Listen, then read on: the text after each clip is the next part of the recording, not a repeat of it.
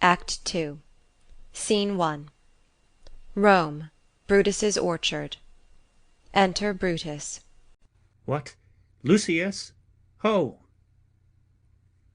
I cannot, by the progress of the stars, give guess how near to-day.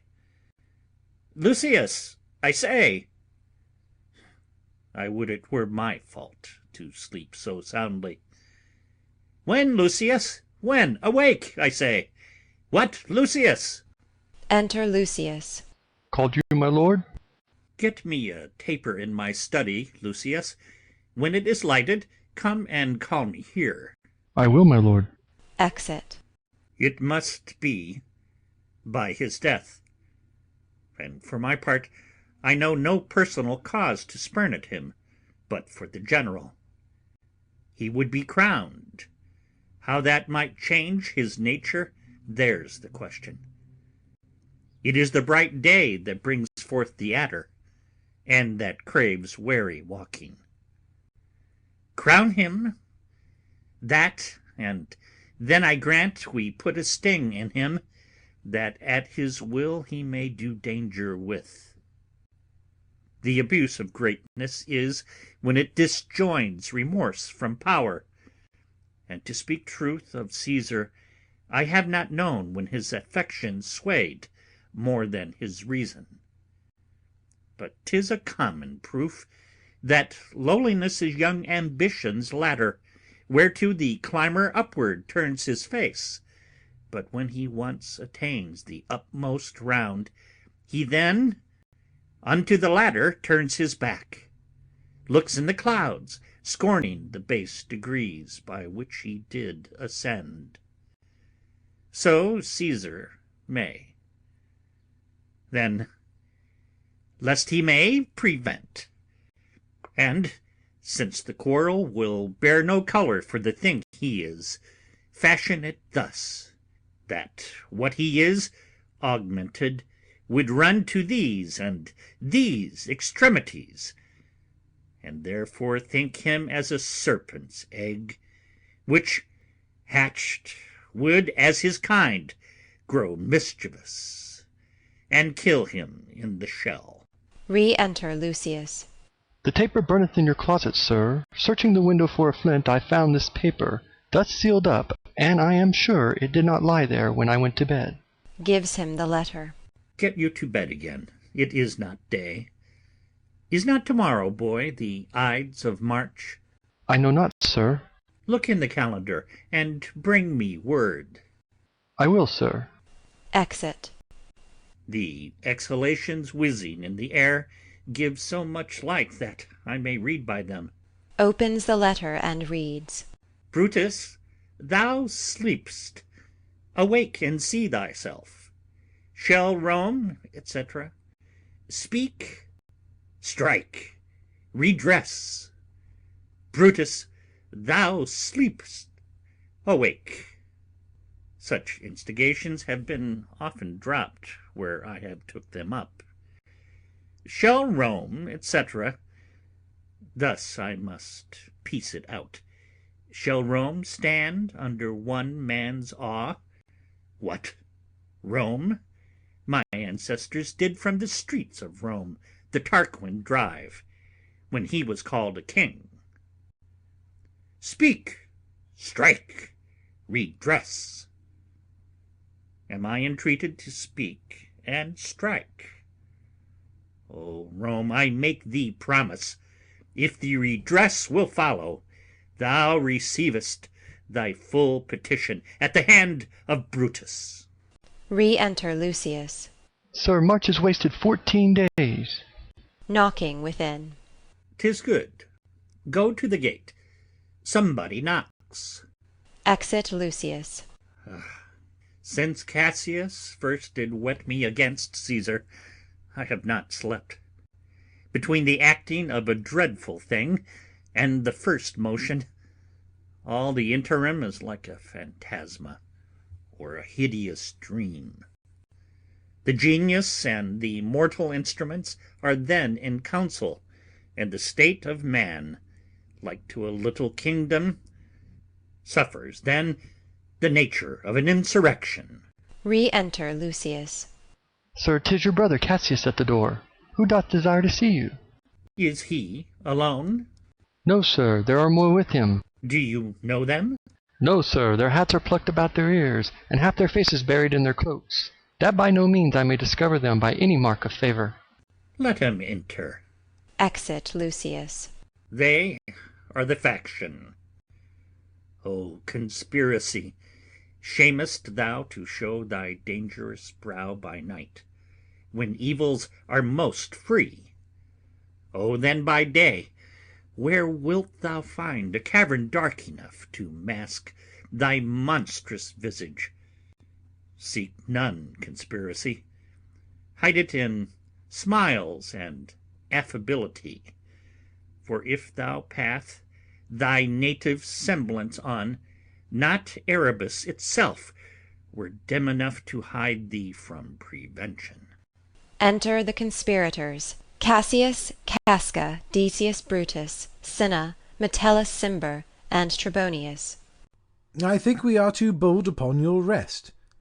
Good morrow, Brutus, do we trouble you? I have been up this hour, awake all night. Know I these men that come along with you? Yes, every man of them, and no man here but honours you, and every one doth wish you had but that opinion of yourself which every noble Roman bears of you. This is Trebonius. He is welcome hither. This Decius Brutus. He is welcome too. This Casca, this Cinna, and this Metellus Cimber. They are all welcome. What watchful cares do interpose themselves betwixt your eyes and night? Shall I entreat a word? Brutus and Cassius whisper. Here lies the east. Doth not the day break here? No. O pardon, sir, it does, and yon grey lines that thread the clouds are messengers of day. You shall confess that you are both deceived.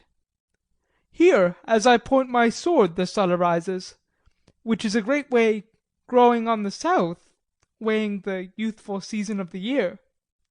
Some 2 months hence, up higher toward the north, he first presents his fire, and the high east stands as the capital directly here.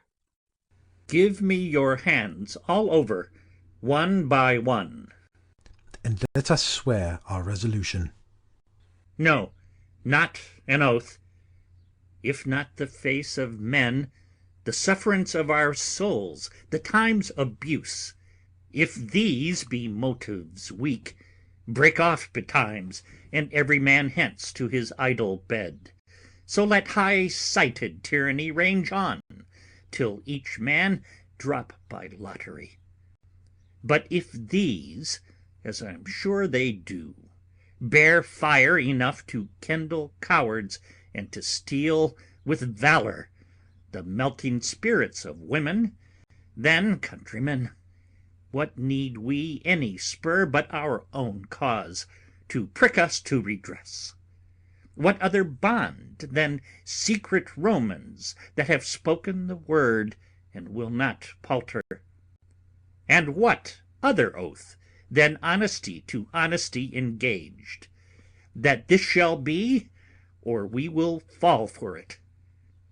Swear priests and cowards and men cautelous, old feeble carrions, and such suffering souls that welcome wrongs.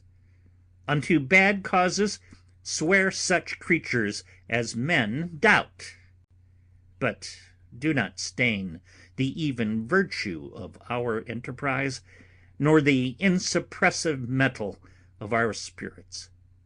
To think that of our cause or our performance did need an oath, when every drop of blood that every Roman bears, and nobly bears, is guilty of a several bastardy, if he do break the smallest particle of any promise that hath passed from him.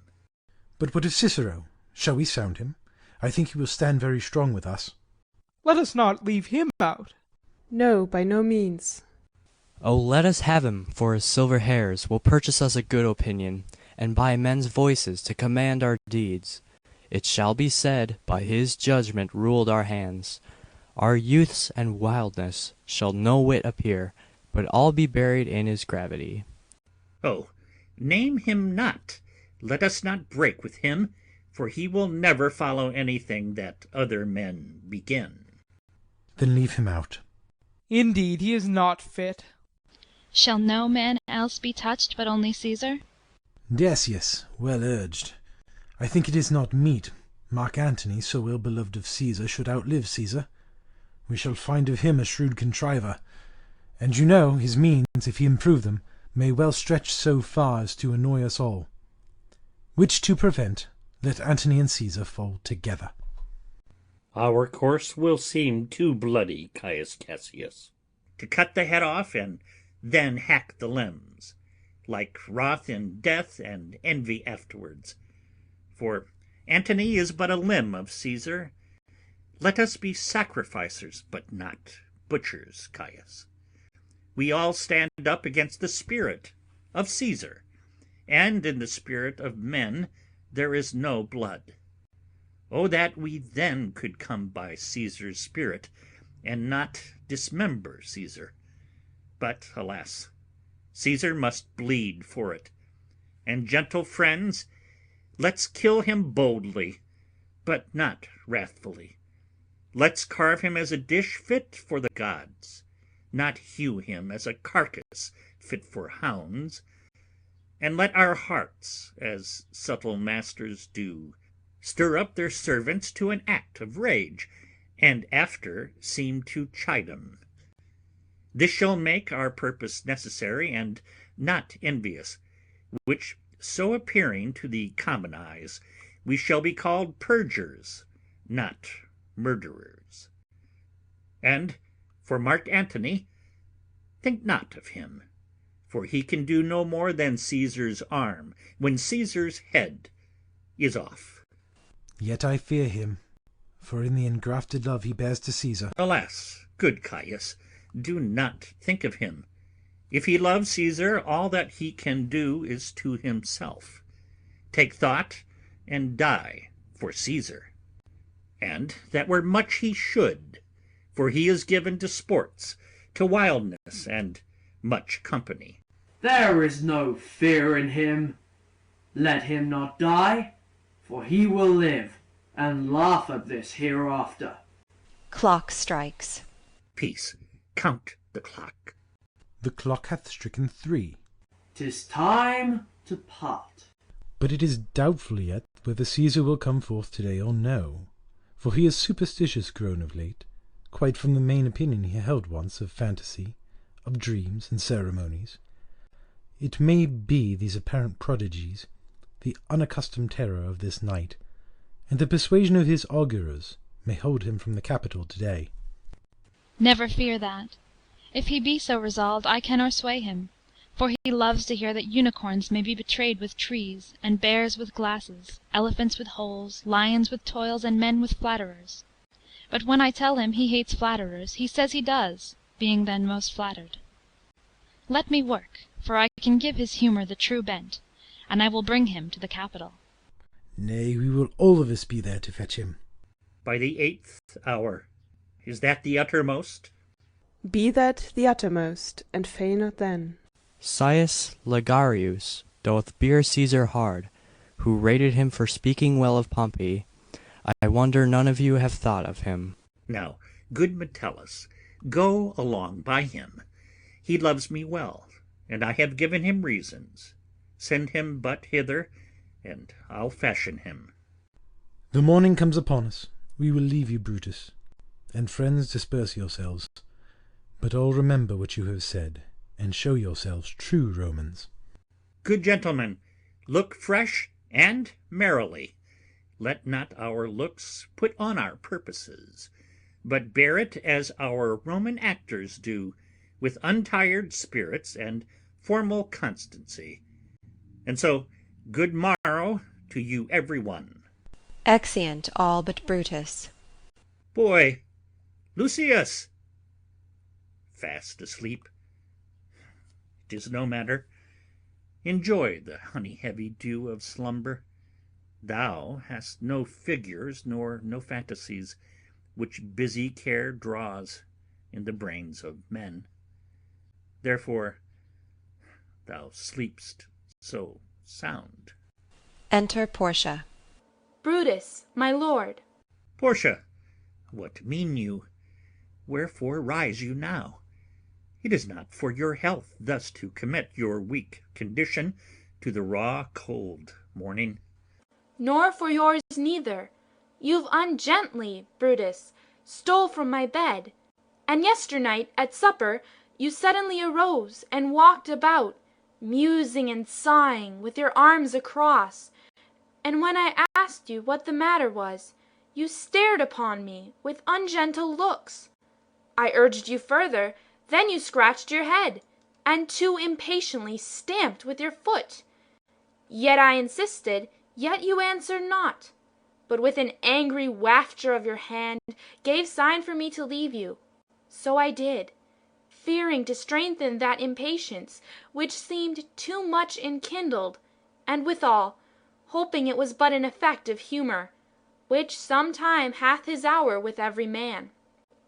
It will not let you eat, nor talk, nor sleep, and could it work so much upon your shape, as it hath much prevailed on your condition, I should not know you, Brutus. Dear my lord, make me acquainted with your cause of grief.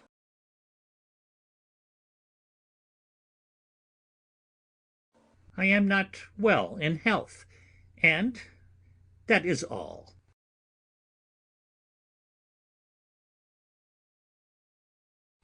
Brutus is wise, and were he not in health, he would embrace the means to come by it.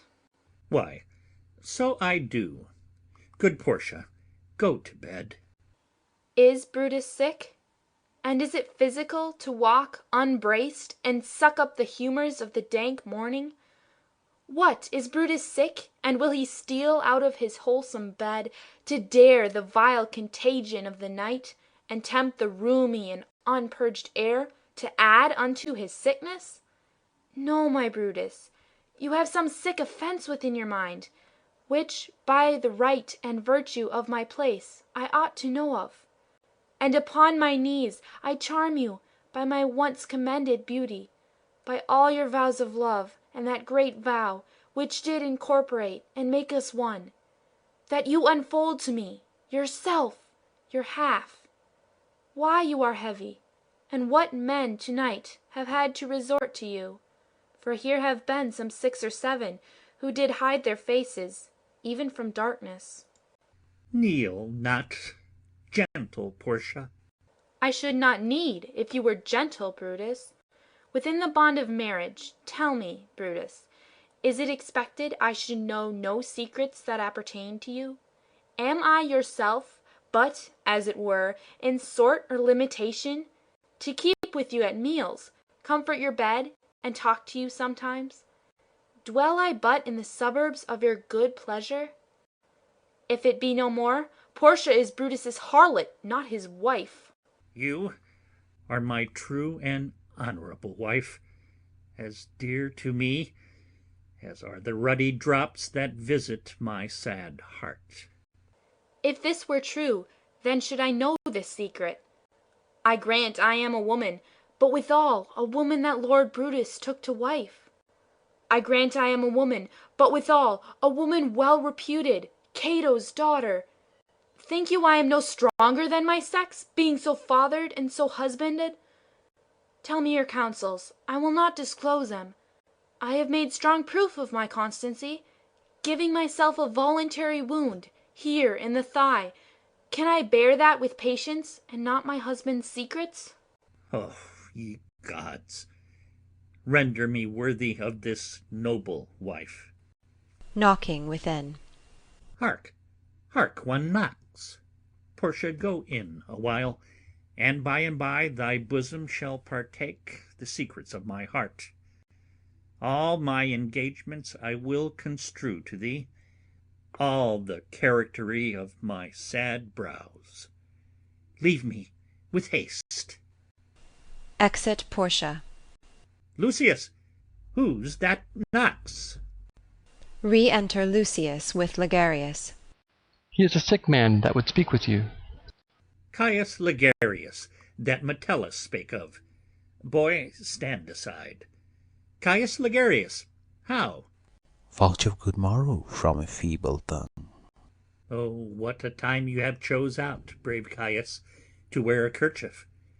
Would you were not sick. I am not sick. If Brutus have in hand any exploit worthy the name of honor. Such an exploit I have in hand, Ligarius, had you a healthful ear to hear of it. By all the gods that Romans bow before, I here discard my sickness. Soul of Rome, brave son that from honorable loins thou like an exorcist hast conjured up my mortified spirit. Now bid me run, and I'll strive at things impossible. Yea, get the better of them. What is to do? A piece of work that will make sick men whole. But are not some whole that we must make sick? That must be also. What it is, my Caius, I shall unfold to thee, as we are going, to whom it must be done. Set on your foot, and with a heart new fired I follow you. To do I know not what, but it sufficeth that Brutus leads me on. Follow me, then. Exeunt.